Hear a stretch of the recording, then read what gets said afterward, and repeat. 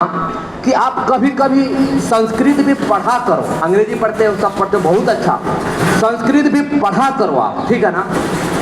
तो अच्छा ये बताओ, अंग्रेजी में सूरज को क्या कहते हैं? सन कहते हैं। उसके पर्यायवाची शब्द हैं क्या आपके पास? कोई और है? क्या है? सूरज को जैसे अब संस्कृत में तो सहस्त्र नामावली है, सूरज के 1000 नाम हैं, परंतु अंग्रेजी में कोई ऐसा दूसरा नाम है क्या? इसका मतलब अंग्रेजी कमजोर लैंग्वेज, क्या है? पुअर लैंग्वेज है। लेकिन संस्कृत बड़ी है। अच्छा, चंद्रमा को चंद्रमा क्यों कहते हैं? क्यों कहते हैं पता है आपको? अब अंग्रेजी में उसको क्या कहते हैं? मून कहते हैं। लेकिन मून को मून क्यों कहते हैं उनको पता है क्या?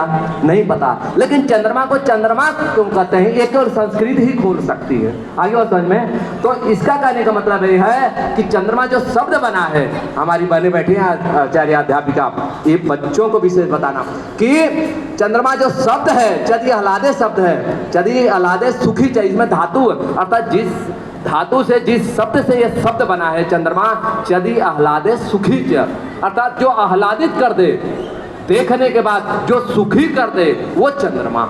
आगे बात समझ में। चंद्रमा को देखने के बाद हमको प्रसन्नता होती है कि नहीं होती है? रात में देखते हैं कि नहीं देखते हैं? और पहले बोलते थे कि चंदा मामा हैं, परंतु अब तो इतना निकाल दिए और घर में सोते हैं चंदा मामा, तो डेली बेचारा आता है और चला जाता है, हम देखते हैं। आगे बात समझ में। तो चंद्रमा को चंद्रमा क्यों कहते हैं, आगे समझ बात में। लेकिन अब मून को मून क्यों कहते हैं, कोई बता देगा? पूछ लेना किसी अंग्रेजी के प्रोफेसर से, भाई मून को मून क्यों कहते हैं, बता देगा वो। सूरज को सूरज क्यों कहते हैं, बता देगा वो। फादर को फादर क्यों कहता है, पिता को पिता क्यों कहता? कि पिता को पारक्षण है, जो रक्षा करता है वो पिता है। अब बात आ गई अपनी कि दुष्ट पे। भाई दुष्ट कौन है? तो इसमें यह शब्द है कि दुष्ट अप्रीतौ, अप्रीति। दुष्ट का मतलब क्या है? अप्रीति करना, अर्थात जिस कार्यों को करने से लोगों के बीच में लोग मुझसे अप्रीति करने लग जाए, वो दुष्ट है। क्या कहा? जिन कार्यों को करने से लोग एक दूसरे से अप्रीति करने लग जाए, वो कर्म अद्रोह। हाँ, तो कहने का तात्पर्य है कि ऐसे कर्म हमें नहीं करने हैं जो हमसे अप्रीति करने लग जाए और हमें दुष्ट कहने लग जाए। तो अब कुछ भी है, अब आप आपस में देख लेना, आपस में रहते हैं ना आपस में, तो ऐसा कुछ भी एक दूसरे के साथ में मत करो जो वो समझे कि ये तो दुष्ट ही है। अब जैसे बैठे रहते हैं, चाहे आप लोगों में कुछ भी ऐसे करते हैं, तो ऐसे ही ठोक देते हैं कि ये तो हाथी की तरह खाता है,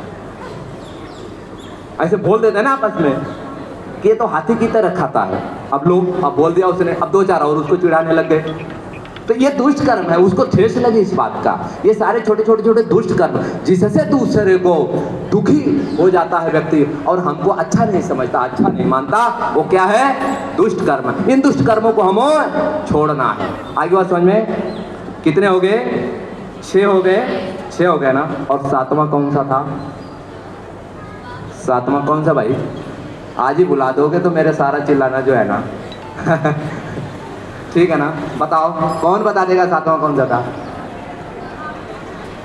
7वां कौन सा था भाई? हाँ देखो, उस गुड़िया को याद है, ठीक है, याद करो। अब याद मतलब चंचलता पर, इसीलिए कहता हूँ ध्यान भी किया करो। मैंने गायत्री मंत्र का पहले ही दिन उपदेश किया कि यदि गायत्री मंत्र का एकाग्र चित्त नहीं होगा तुम्हारा और फिर तुम फिसलते चले जाओगे, नीचे गिरते जाओगे। एक बात और है, इससे बुद्धि निर्मल होती है। जब तक इस आर्यावर्त में या इस हरियाणा में विशेष करके गायों का पालन होता था, और हरियाणवी गाय को देखोगे ना, पीठ पे हाथ नहीं रखने देती है। जिनके घरों में हो ना, इतनी करंट उसमें, इतनी चरित्रवान है, जब तक बेटियां और बेटे उस गाय का दूध पीते थे, चरित्रहीनता नहीं आई। अब तो पता नहीं क्या क्या खाने लग गए, चरित्रहीनता घुस गई। तो पुनः उसको लाओ, भाई दूध पीना तो गाय का। आगे उस समय नहीं तो ठीक है जी, पानी पी लेंगे, प्योर पानी शुद्ध का मतलब शुद्ध तो है ना। तो कहने का मतलब है कि झूठ अर्थात गलत कार्य करके, पाप करके और उसको छुपाने के लिए यदि झूठ बोलते हो तो ये भी व्यक्ति बहुत बड़ा पापी है। अर्थात